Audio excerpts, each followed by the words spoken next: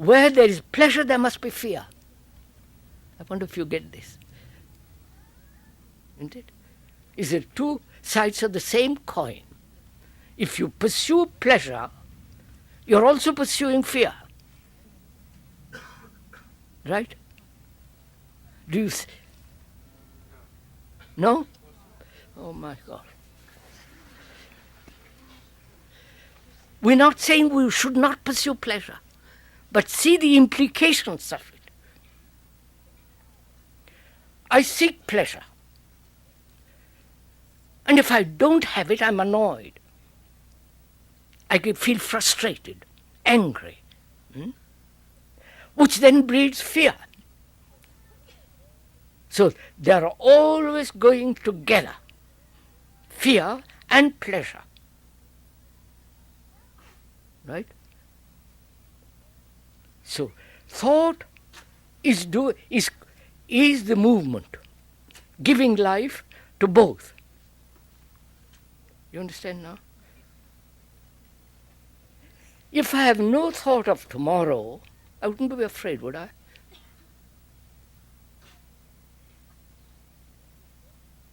At the moment of an incident, danger, there is no fear. It's only after. The after is the movement of thought.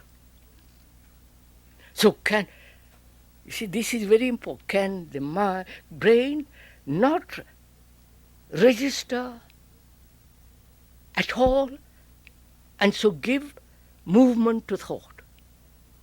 You understand? Look, I'll explain. Just look at it. You see a sunset. And take that as the most simple thing, though it's time-worn, but doesn't matter. You look at a sunset. At that moment of perception, the beauty, the color, you follow the whole of it. There is no registration. Just there is the mere observation of an astonishing sight. It is so, right? Then thought comes and says how marvelous that was. I must write a poem about it. I must write it in my letter to my friend, or paint it, verbalize it. All the movement of thought.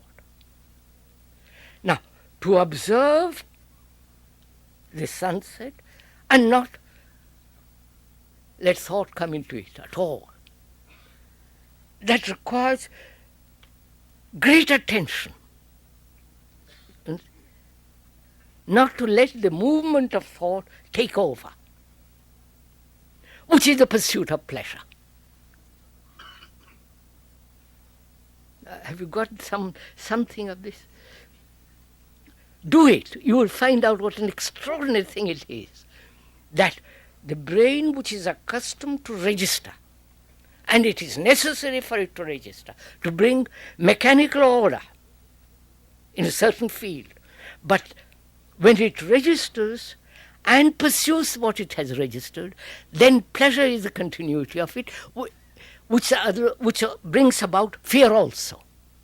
You so can you observe only without registering? You understand my question now?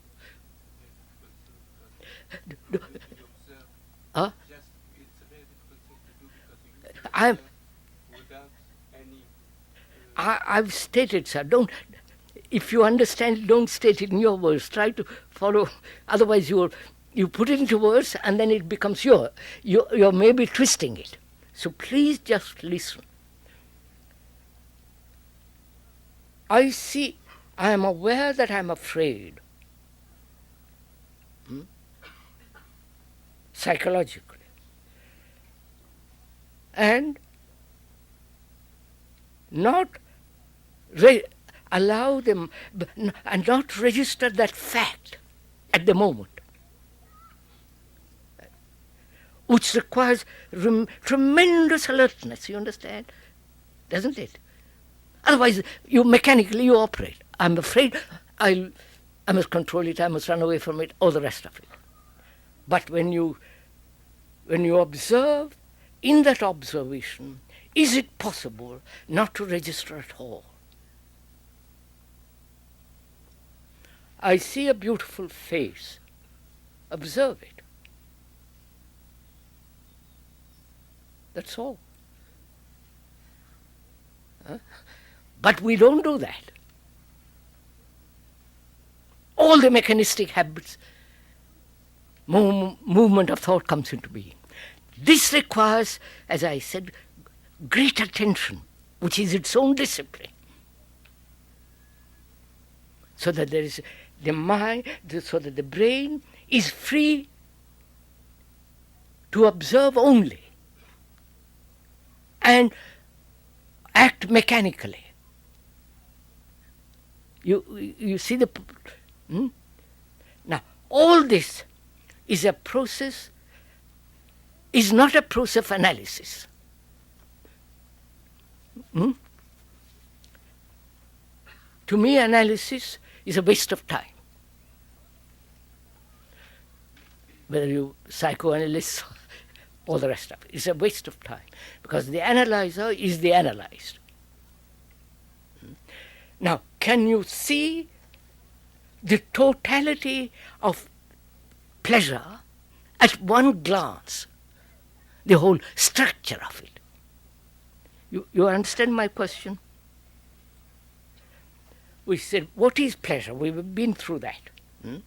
Right? Pleasure is the movement of thought after the actuality has gone. Right? We said that is movement of pleasure and the pursuit of it. Now, and what is desire? And the whole movement of thought. Right? Movement of thought, desire, actual happening of incident, and then the continuity given to it by thought. Can you see the totality of the structure of pleasure? Not bit by bit. You understand my question? I wonder if you do. To see something totally. To see something totally is not to have direction. I wonder if you see this. When you look at a map,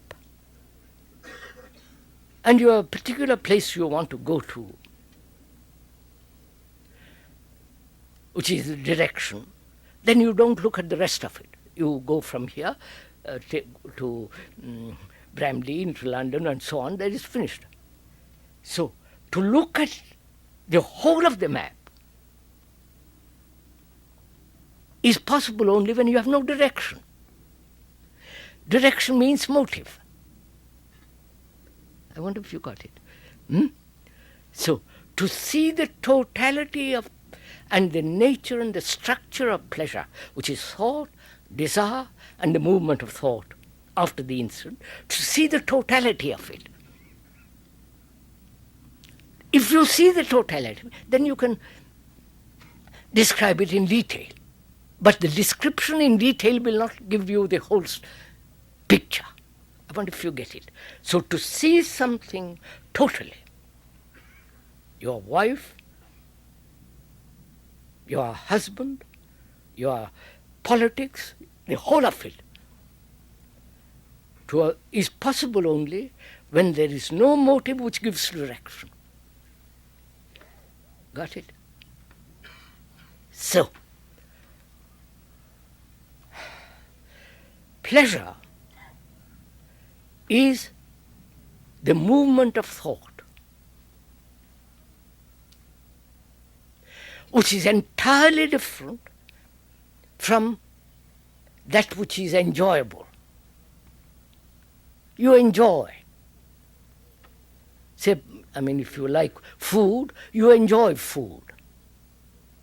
But thought comes over and says, I must have the same kind of food tomorrow. Then the habit begins.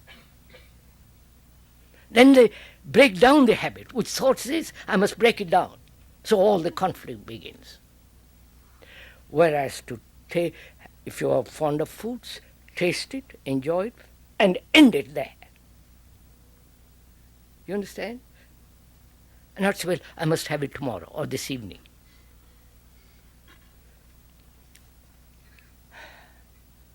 So in the same way, to observe your wife, your husband, everything around you without registering and therefore giving it a continuity. Then that gives the brain a tremendous freedom. You have established order where it should be orderly, and you have cleared away all disorder in relationship. Because then there is no picture, there is no image between you and her, or between another. Got this?